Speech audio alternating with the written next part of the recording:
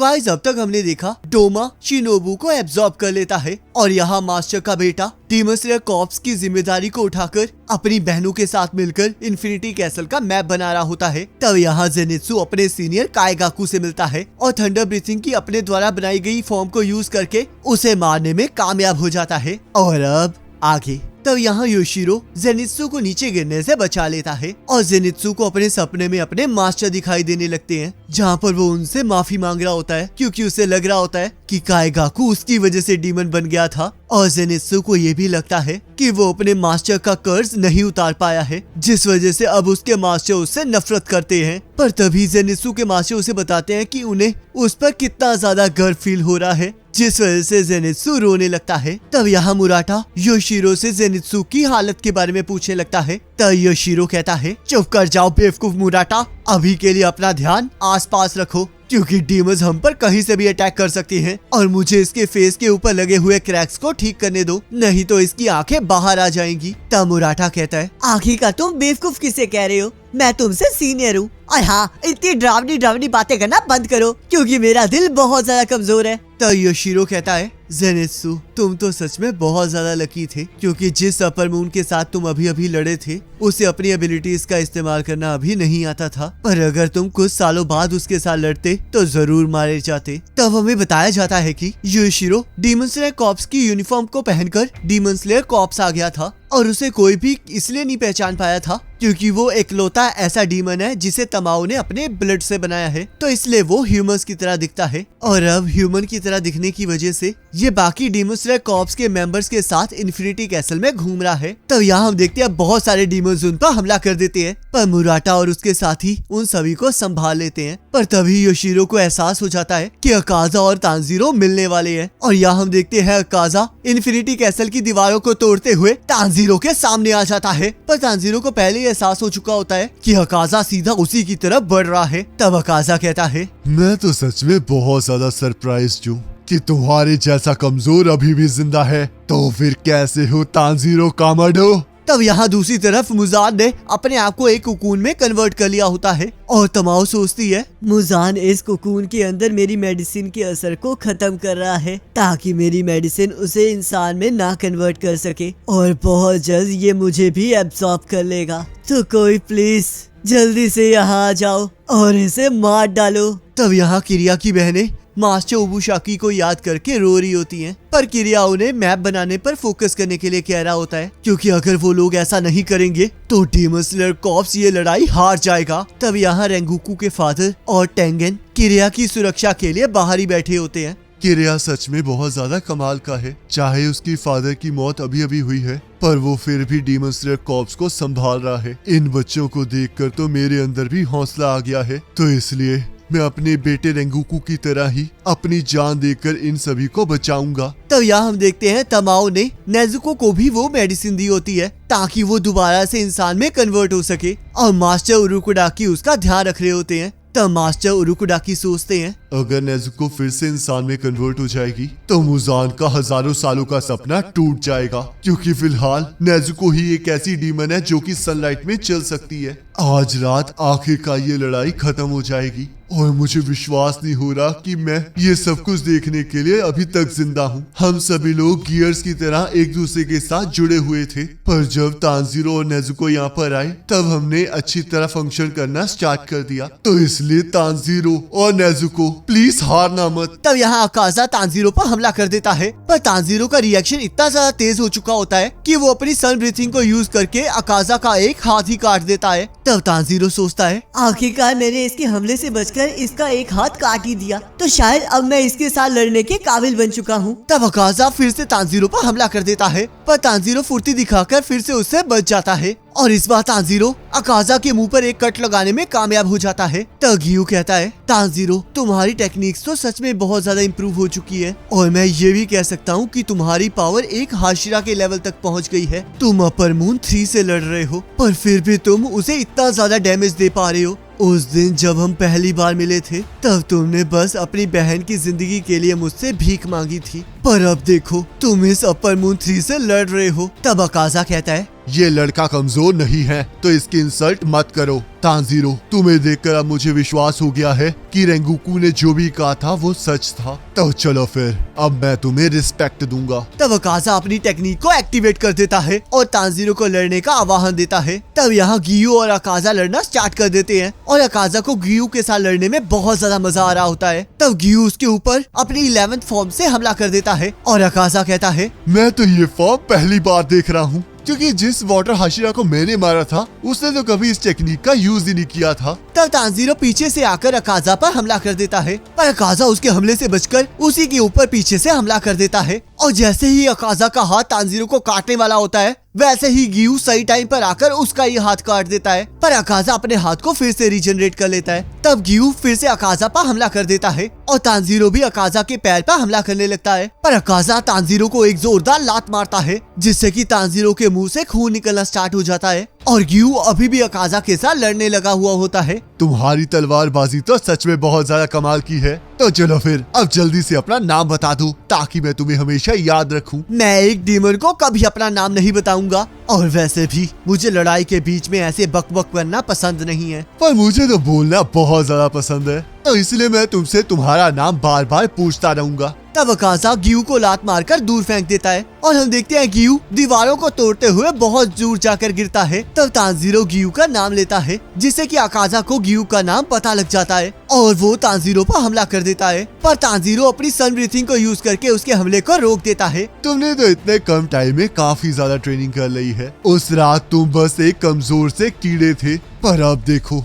तुम्हारी ग्रोथ को देखकर तो मुझे काफी ज्यादा आश्चर्य लग रहा है। मुझे तो ये देखकर बहुत ज्यादा खुशी हो रही है। शुक्र है उस दिन रेंगुकू मर गया, क्योंकि वो जितना ताकतवर हो चुका था वो उससे ज्यादा ताकतवर नहीं हो सकता था, और ऊपर से वो तो डीमन बनने के लिए भी तैयार नहीं हुआ। तब तांजीरो को ये सुनकर गुस्सा आ जाता है और वो कहता है, अपनी बकवास बंद करो, और तुम्हारी हिम्मत कैसे हुई रेंगुकू के बारे में ऐसा कहने की? तुम्हें कोई गलत फहमी हुई है तांजीरो, मैं तो तुम लोगों की तारीफ कर रहा था। और वैसे भी मैं बस उन्हीं लोगों से नफरत करता हूँ जो कमजोर होते हैं, और नेचर के लॉज भी यही कहते हैं कि हमें उन लोगों को मार देना चाहिए। जो भी तुम कह रहे हो वो गलत है, और तुम इस बात का प्रूफ हो। जब भी कोई नया बच्चा पैदा होता है तब वो सबसे ज्यादा कमजोर होता है और उसे जिंदा रहने के लिए किसी की मदद की जरूरत होती है। चाहे तुम्हें याद ना हो अकाजा, पर तुम भी कभी बच्चे थे और तुम्हें भी किसी ने बचाया था, जिस वजह से तुम आज जिंदा हो। ताकतवरों को हमेशा कमजोरों को बचाना चाहिए, और उसके बाद वो कमजोर लोग ताकतवर होकर बाकी कमजोरों को बचाएंगे, और यही नेचर का लॉ है।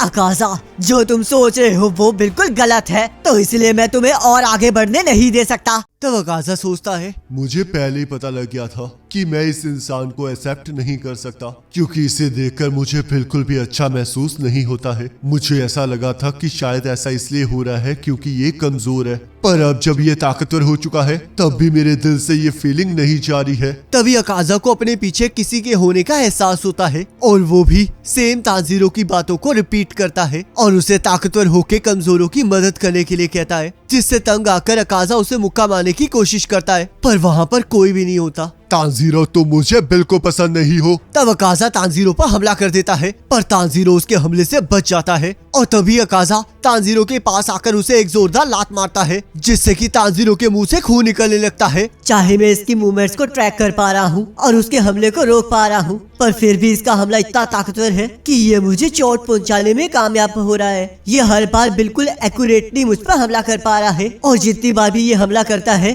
तब मुझे ऐसा लगता है कि इसका हमला मेरे वाइटल पॉइंट्स की तरफ एक मैग्नेट की तरह अट्रैक्ट हो रहा है। पर आखिरकार ऐसा क्यों हो रहा है? सोचो तांजीरो, तुम्हें जल्द से जल्द इसका जवाब ढूंढना होगा। अकाजा की मूवमेंट्स और शब्दों में ही इसका जवाब छुपा हुआ है। तब अकाजा फिर से तांजीरो पर हमला कर देता है, और तांजीरो उसके हमले से बचकर उस पर ही हमला कर देता है, जिससे कि अकाजा बच जाता है। पर हम देखते हैं तांजीरो का हमला उसके गले पर एक गहरा कट लगा देता है। ये टेक्निक तो सच में बहुत ज्यादा मजेदार है। ऐसा लग रहा था जैसे कि इसे डॉज करने के बाद ये ब्लेड मेरे तक पहुंचा है। आखिरकार तुम ये कैसे कर पा रहे हो? तब हमें पता चलता है कि रेंगुकू के भाई ने तांजीरो के लिए एक लेटर लिखा होता है, जिसमें उसने यूरिची और फर्स्ट फ्लेम हाशिरा की बातों के बारे में लिखा होता है, जहाँ पर यूरिची ने फ्लेम हाशिरा को अपनी और मुजान की लड़ाई के बारे में बताया होता है। और हम देखते हैं वो लेटर तांजीरो तक अभी तक पहुंचा ही नहीं होता, क्योंकि उस क्रो के तांजीरो तक पहुंचने से पहले ही तांजीरो अकाजा के साथ लड़ना स्टार्ट कर चुका था। तब यहाँ अकाजा तांजीरो की तलवार को पकड़ लेता है और तांजीरो अपनी तलवार को छुड़ाने के लिए जोर से अपने सिर को अकाजा के सिर पर मारता है, पर अकाजा को कुछ नहीं होता। तब तांजीरो उसे एक लात मारता है, पर अकाजा फिर भी उसकी तलवार को नहीं छोड़ता है और तब गियू आकर अकाजा के हाथों को काट देता है। तब गियू कहता है, अब मुझे बहुत ज्यादा गुस्सा आ रहा है क्योंकि इस अपर मून 3 ने मुझे इतना दूर फेंक दिया था, जिस वजह से मेरी कमर में दर्द होना स्टार्ट हो गया है। मुझे अपनी तलवार को पूरी ताकत से यूज करना पसंद नहीं है और मैं किसी ऐसे ओपोनेंट के साथ तो बिल्कुल नहीं लड़ना चाहूंगा जिसे इसमें मजा आता है। पर मैं इस टाइम एक ऐसे ओपोनेंट से मिला हूँ जिसने मेरे अंदर की लड़ने की आग को जगा दिया है। मेरी अब सारी सेंसेस जाग चुकी है ताकि मैं अकाजा का सामना कर सकूं और अब मुझे ऐसा लग रहा है जैसे कि अब मैं जिंदगी और मौत के बीच में स्ट्रगल कर रहा हूँ। अब मुझे समझ में आ गया है कि एक पर्सन अपने आप को कितना ज्यादा स्ट्रेच कर सकता है। तब हम देखते हैं गियू का मार्क एक्टिवेट हो जाता है और वो पहले से तेज हो जाता है, जिस वजह से वो अकाजा के गले पर हमला करने में कामयाब हो जाता है। पर अकाजा उसी के हिसाब से अपनी स्पीड को एडजस्ट करके गियू को बराबरी की टक्कर देने लगता है। तब तांजीरो सोचता है, इन दोनों की स्पीड तो मैच कर रही है और अगर ये ज्यादा देर तक चलेगी तो गियू का स्टेमिना खत्म हो जाएगा। हमारा गोल मुजान को हराना है, तो इसलिए हम पूरी रात अकाजा के साथ नहीं लड़ सकते। मुझे जल्द से जल्द ये सोचना होगा कि हम अकाजा को कैसे हरा सकते हैं। पर रुको, पहले मुझे शांति से ये सोचना होगा कि आखिरकार अकाजा को ब्लाइंड स्पॉट से भी कैसे पता लग जाता है कि उस पर हमला होने वाला है। अकाजा ने रेंगुकू के साथ लड़ते हुए बैटल स्पिरिट की बात की थी। आखिरकार ये बैटल स्पिरिट होती क्या है? क्या अकाजा भी बैटल स्पिरिट को उसी तरह सेंस कर सकता है जैसे कि मैं स्मेल के जरिए सब कुछ सेंस करता हूँ? एक बार मुझे इनोसुके ने भी बताया था कि वो भी बिना देखे ये बता सकता है कि कोई उसकी तरफ देख रहा है या नहीं, और ये इस वजह से होता है क्योंकि इनोसुके किसी की मर्डर इंटेंशन को सेंस कर सकता है। पर अगर कोई उसे मारने की इंटेंशन से ना आया हो तो उसके लिए भी उसे सेंस कर पाना बहुत ज्यादा मुश्किल हो जाता है। जैसे कि इनोसुके को उस विस्टोरिया हाउस में उस ग्रैंडमा के पीछे होने का एहसास ही नहीं हुआ था। इनोसुके का कहना ये भी था कि अगर हम किसी को बिना किलिंग अटेंशन दिखाए उस पर हमला करेंगे तो वो उसे नोटिस नहीं कर पाएगा। पर मुझे लगता है कि किसी डीमन को इस तरह मारना इम्पॉसिबल है। उस टाइम तो मुझे ये सारी बातें बच्चों वाली लग रही थी, पर जरूर कुछ ना कुछ इसी के अंदर छिपा है। आखिरकार वो बैटल स्पिरिट है क्या और वो मर्डरस इंटेंस से कैसे अलग है? जो कंपास टेक्निक अकाजा अपनी लड़ाई में यूज करता है, क्या हम किसी तरह उसे रोक सकते हैं? तब तांजीरो को यहाँ पर अकाजा पर हमला करने के लिए एक ओपनिंग मिल जाती है, जिस वजह से वो उसके गले पर हमला कर देता है। पर अकाजा को इसके बारे में पहले ही पता लग जाता है और वो तांजीरो की तलवार को पकड़कर उस पर हमला कर देता है। पर तांजीरो को उसके हमले से बस खरोच ही आती है और गियू फिर से अकाजा पर हमला करना स्टार्ट कर देता है। तो सभी पॉइंट्स को जोड़कर तांजीरो को कुछ समझ आने लगता है। मेरे डैड बिल्कुल प्लांट्स की तरह थे जो कि बहुत ज्यादा शांत थे और वो तब भी नहीं बदले थे जब वो मरने वाले थे। हर साल की शुरुआत में कामडो फैमिली की हर एक जनरेशन एक फैमिली डांस परफॉर्म करती है, पर वो बहुत ज्यादा टफ होता है और उस पर्सन को वो डांस सुबह से लेकर शाम तक परफॉर्म करना होता है, जिसमें बार बार 12 फॉर्म्स को रिपीट किया जाता है। मेरे डैड बीमार होने के बावजूद भी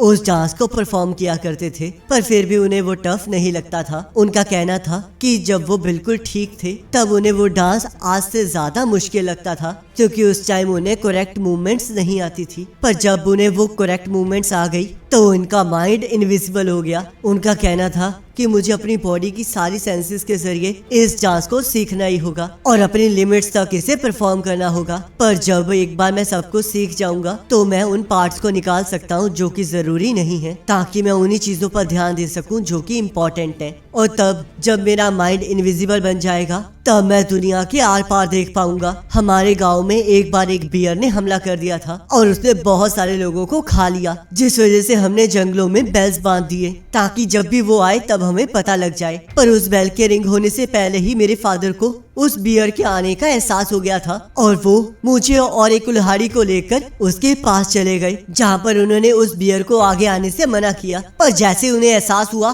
कि उनकी फैमिली को खतरा है और वो बियर उनकी तरफ बढ़ रहा है, वैसे ही उन्होंने उस बियर का गला धड़ से अलग कर दिया। मैं तो उनकी मूवमेंट को ट्रैक भी नहीं कर पाया था, पर मुझे एहसास हुआ कि मेरे डैड ने 2 बार उसके गले पर अटैक किया था। उनके अंदर ना तो कोई हेजिटेशन थी और ना ही कोई डर था और ऊपर से उनके अंदर से तो मुझे किसी तरह की कोई मर्डरस इंटेंशन भी फील नहीं हो रही थी। वो तो बस एक प्लांट की तरह खड़े थे। मेरे डैड ऐसे नहीं थे जो कि मजे के लिए अपनी स्ट्रेंथ को शोकेस करे। और तब मुझे एहसास हुआ कि जो भी उन्होंने किया वो उनकी ट्रेनिंग का ही इफेक्ट था, जिस वजह से वो दुनिया के आर पार देख सकते थे। मुझे अब समझ में आ गया है कि क्यों उस टाइम मैं अकाजा के हमले से बच पाया था। मैं उस टाइम अकाजा के हमले को डॉज कर पाया था, जो कि मुझे आसानी से मार सकता था, पर फिर भी किसी रीजन से मुझे ऐसा नहीं लगा कि मैं उसे डॉज नहीं कर सकता। उस थोड़े टाइम के लिए मुझे एहसास हुआ जैसे कि मैं भी दुनिया के आर पार देख सकता हूँ। मुझे उस टाइम उसकी बॉडी ट्रांसपेरेंट दिखाई दे रही थी और ये चीज वैसी ही थी जैसे कि मैंने हेंटेंगू को उसके दिल में ढूंढा था। पर उस टाइम मुझे ये नहीं पता कि मैंने उसे स्मेल किया था या फिर देखा था। मैं उस टाइम इतना ज्यादा फोकस था कि मैंने अपनी बाकी सारी सेंसेस को बंद कर दिया था और मेरी बॉडी खुद ब खुद बहुत तेजी से मूव की थी। मुझे माफ कर देना इनोसुके कि मैंने उस टाइम तुम पर डाउट किया, पर तुम बिल्कुल सही थे। इस टाइम गियो काजा के साथ लड़ रहा है, तो मुझे भी जल्द से जल्द इस सेंस का यूज करके काजा को हराना ही होगा। और गाइस इसी के साथ ये पार्ट कंप्लीट हो जाता है। अब आप मुझे कमेंट करके जरूर बताना कि आपको ये वाला पार्ट कैसा लगा। बाकी नेक्स्ट पार्ट का लिंक आपकी स्क्रीन पर आ रहा होगा, उस पर क्लिक करके अगले पार्ट को देख सकते हो।